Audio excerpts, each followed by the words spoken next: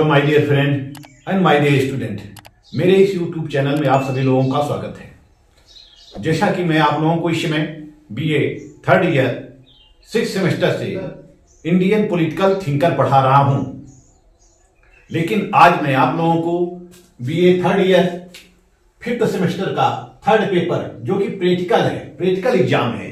जैसे कि इस समय विभिन्न विश्वविद्यालयों में प्रैक्टिकल एग्जाम भी हो रहे हैं और कुछ विश्वविद्यालयों में प्रैक्टिकल एग्जाम समाप्त हो चुके हैं। तो आज मैं आपको बताऊंगा कि BA third year 5th semester का जो थर्ड पेपर है प्रैक्टिकल, वह प्रैक्टिकल की परीक्षा हम कैसे दें या प्रैक्टिकल की परीक्षा कैसे आयोजित की जाती है। हम प्रैक्टिकल के बारे में जानेंगे कि हम प्रैक्टिकल कैसे दें, प्रैक्टिकल का एग्जाम कैसे दें, यानी प्रयोगात्मक परीक्षा हम कैसे देते हैं या कैसे हमें देना चाहिए। तो जैसा कि प्रैक्टिकल एग्जाम का जो थर्ड पेपर है, थर्ड पेपर पूर्ण रूप से प्रैक्टिकल एग्जाम है और इस पेपर का नाम है public policy formulation and administration in India. Paper का नाम क्या है? पब्लिक पॉलिसी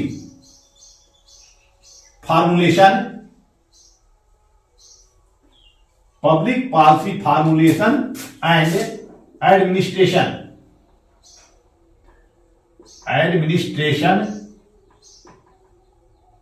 इन इंडिया,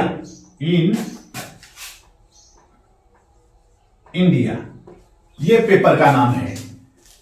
लोक नीति निर्माण और भारत में प्रशासन, यानी कि लोक नीति निर्माण, नीतियों का निर्माण कैसे होता है, जनहित के लिए या जनता के लिए नीतियों का निर्माण कैसे किया जाता है और भारत में हम किस प्रकार प्रशासन करते हैं, यह पेपर का नाम है।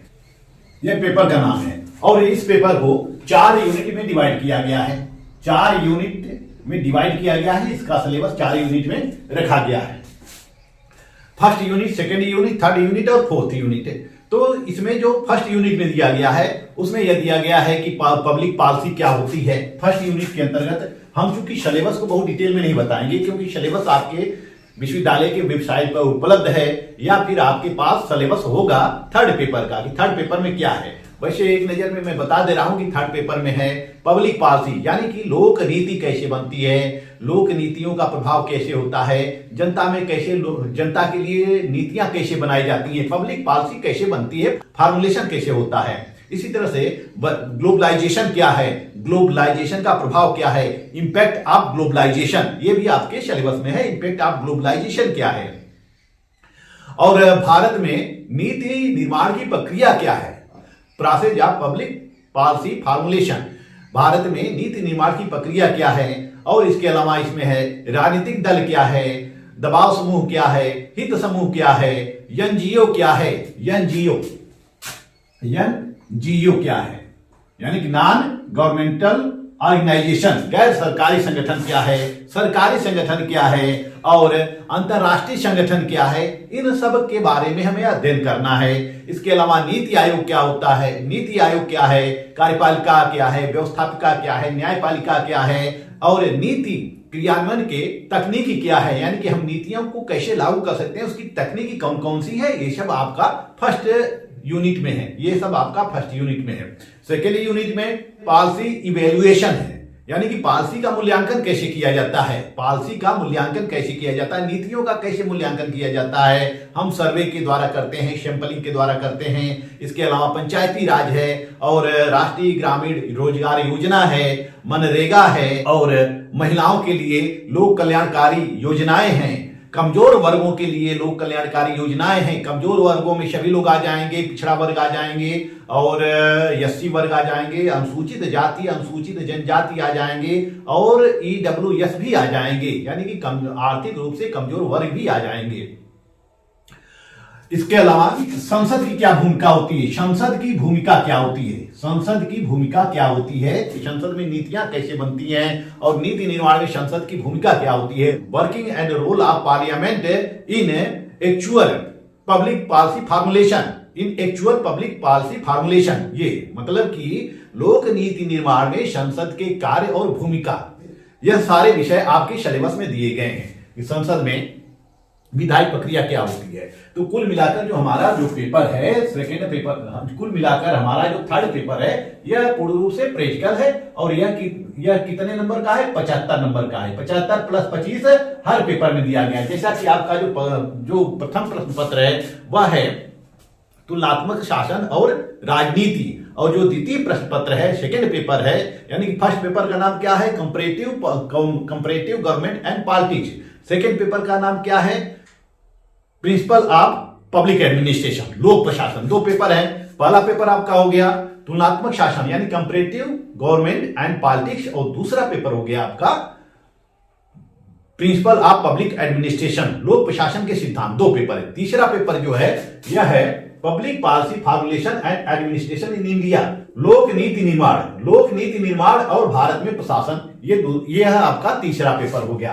तो यह जो है यह पेपर पूर्ण रूप से प्रैक्टिकल होता है। 75 नंबर का वाइवा होता है इसमें, और इसमें आपको फाइल भी लिखनी होती है, फाइलिंग भी करनी होती है, फाइल भी इसमें आपको लिखनी होती है, और उसी फाइल पे नंबर दिया जाता है।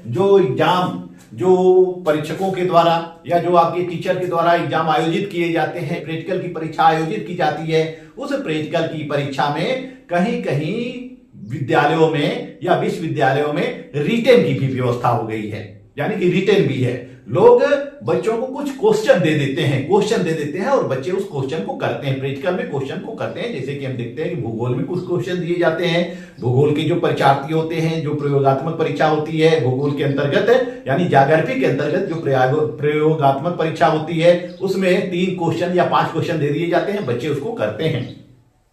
इसी तरह से राजनीति विज्ञान के अंतर्गत जो 5th सेमेस्टर है या जो 3rd सेमेस्टर है या 1st सेमेस्टर है, यानी कि इसमें क्या है? प्रैक्टिकल है। इसमें एक पेपर प्रैक्टिकल है। 1st सेमेस्टर और 3rd सेमेस्टर और 5th सेमेस्टर, यानी कि जो 8 सेमेस्टर है उसमें प्रैक्टिकल है। फर्स्ट पेपर में फर्स्ट सेमेस्टर में, थर्ड सेमेस्टर में और 5th सेमेस्टर में प्रैक्टिकल है। तो इसमें विभिन्न प्रकार के क्वेश्चन पूछे जा सकते हैं, आपके सिलेबस से ही पूछे जा सकते हैं।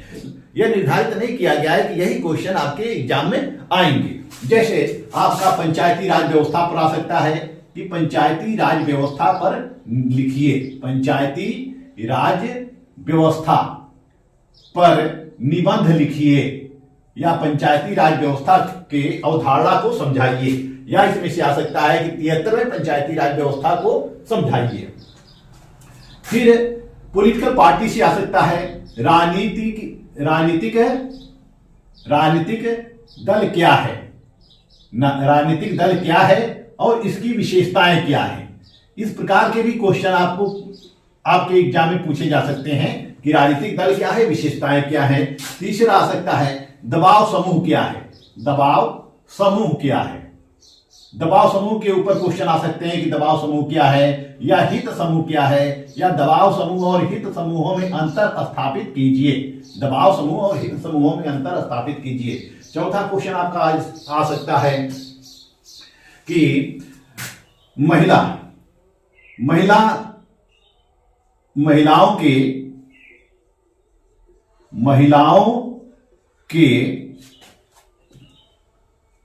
संबंध में सरकार द्वारा किए गए कल्याणकारी योजनाओं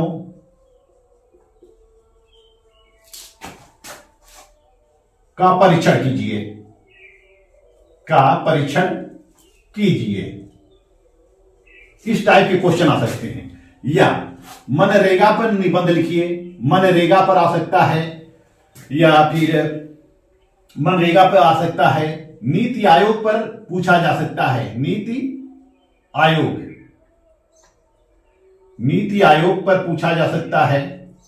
आयोग पर पूछा जा सकता है, या फिर कार्यपालिका और व्यवस्थापिका और न्यायपालिका के बारे में पूछा जा सकता है। कार्यपालिका,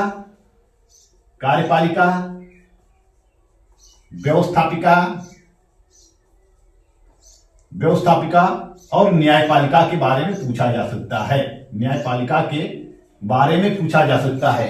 तो इस तरह से जो आपका थर्ड पेपर है public policy formulation and administration in India, इसमें जो सिलेबस दिया गया है उस सिलेबस का आप डीपली अध्ययन कर लीजिए और उसी सिलेबस से आपके क्वेश्चन पूछे जा सकते हैं।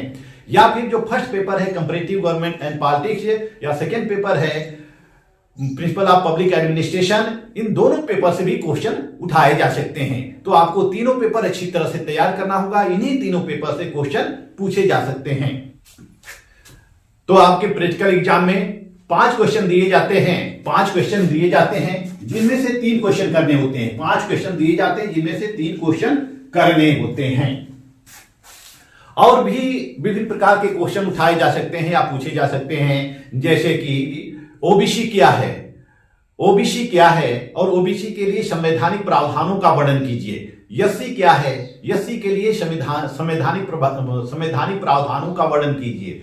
ईडब्ल्यूएस क्या है, यानी कि आर्थिक रूप से कमजोर वर्ग क्या है और इनके लिए संवैधानिक प्रावधानों का वर्णन कीजिए। तो इस तरह से क्वेश्चन आपके एग्जाम में पूछे जा सकते हैं। तो कुल मिलाकर हम कर सकते हैं कि जो प्रैक्टिकल का एग्जाम होता है उस एग्जाम के अंतर्गत आपके सिलेबस से ही क्वेश्चन पूछे जा सकते हैं। जैसे आप तैयार कर सकते हैं, राजनीतिक दल तैयार कर सकते हैं, दबाव समूह, हित समूह, कार्यपालिका, व्यवस्थापिका, न्यायपालिका। कार्यपालिका क्या है, व्यवस्थापिका क्या है, न्यायपालिका क्या है, संसद क्या है, पंचायती राज व्यवस्था क्या है और राष्ट्रीय रोजगार गारंटी योजना क्या है, मनरेगा क्या है, महिलाओं के लिए कल्याणकारी योजनाएं कौन सी हैं, महिला सशक्तिकरण क्या है, पंचायती राज व्यवस्था क्या है, ग्रामीण सुशासन क्या है, नगरीय सुशासन क्या है। इन सब का आप अध्ययन कर सकते हैं। इन सब पर भी क्वेश्चन पूछा जा सकता है। तो मैं जहां तक आशा करता हूं कि आपको अपना 5th सेमेस्टर का जो प्रैक्टिकल एग्जाम है या प्रैक्टिकल एग्जाम आपको समझ में आ गया होगा। प्रैक्टिकल एग्जाम में जो आपका पेपर है वह पेपर है public policy formulation and administration in India, यानी कि लोक नीति निर्माण और भारत में प्रशासन। इसके अंतर्गत 4 यूनिट दिए गए हैं, चारों यूनिट को आपको पढ़ना है। चारों यूनिट से क्वेश्चन एग्जाम में पूछे जा सकते हैं और ये 75 नंबर का होता है। 25 नंबर जो होता है वह सेशनल होता है, यानी कि यह इंटरनल होता है और यह एक्सटर्नल होता है। इसमें जो आपके परीक्षा में बाहर से एग्जामिनर आते हैं उनके द्वारा पूछा जाता है, इसमें नंबर दिया जाता है। और 25 नंबर जो आपके कॉलेज के द्वारा दिया जाता है, यानी कि कुल मिलाकर कितने नंबर का होता है, 100 नंबर का आपका प्रैक्टिकल होता है। तो आपको 25 में से तो 22 और 23 नंबर आसानी से ही मिल जाते हैं। 75 नंबर में आपको कंपटीशन करना होता है, जो जितना नंबर पा जाता है एग्जामिनर जितना नंबर आपको दे सकता है, आपके फाइल के ऊपर दे सकता है, आपके प्रैक्टिकल एग्जाम के ऊपर दे सकता है। और आपसे क्वेश्चन भी पूछे जाते हैं। जो वाइवा में जब वाइवा होता है, जब एग्जामिनर वाइवा लेते हैं आपका, तो आपसे क्वेश्चन भी पूछे जा सकते हैं। क्वेश्चन किस टाइप के हो सकते हैं, जैसे कि जो पेपर आपने अच्छा किया हो, जो एग्जाम में पेपर होता है, फर्स्ट पेपर होता है, सेकंड पेपर होता है, इस पेपर से भी क्वेश्चन पूछे जा सकते हैं एग्जाम में, वाइवा वायस में, जिसको हम मौखिक की परीक्षा करते हैं। आपसे पूछ सकता है, लोक प्रशासन से क्वेश्चन उठा सकता है एग्जामिनर, आपसे लोक प्रशासन से क्वेश्चन उठा सकता है या तुलनात्मक शासन और राजनीति से क्वेश्चन उठा सकता है। वह पूछ सकता है कि पूंजीवाद क्या है, उपनिवेशवाद क्या है, विउपनिवेशीकरण क्या है और लोक प्रशासन क्या है, पद सोपान क्या है, लूथर वुलिक का पोस्टकॉर्ब दृष्टिकोण क्या है, नौकरशाही क्या है, संगठन के सिद्धांत क्या है। यानी कि लोक प्रशासन से और तुलनात्मक शासन और राजनीति इनसे भी मौखिकी रूप से आपसे क्वेश्चन पूछे जा सकते हैं। तो आप फर्स्ट पेपर और सेकेंड पेपर को अच्छे से तैयार कर लीजिएगा। फर्स्ट पेपर और सेकेंड पेपर को अच्छे से तैयार कर लीजिएगा।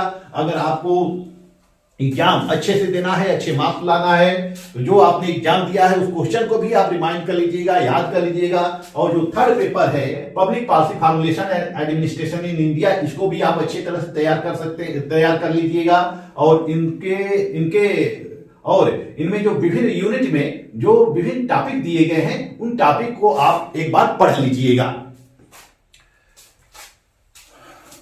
और इन 4 यूनिट के अंतर्गत जो टॉपिक दिए गए हैं, अधिकांश टॉपिक को तो मैंने बता दिया है। इतना मैं संभावना व्यक्त कर सकता हूं कि जितना मैंने आपको बताया है इसी से रिलेटेड क्वेश्चन आपके एग्जाम में आ सकते हैं। यानी कि जितना आपका सिलेबस है उस सिलेबस को पूरा कवर कर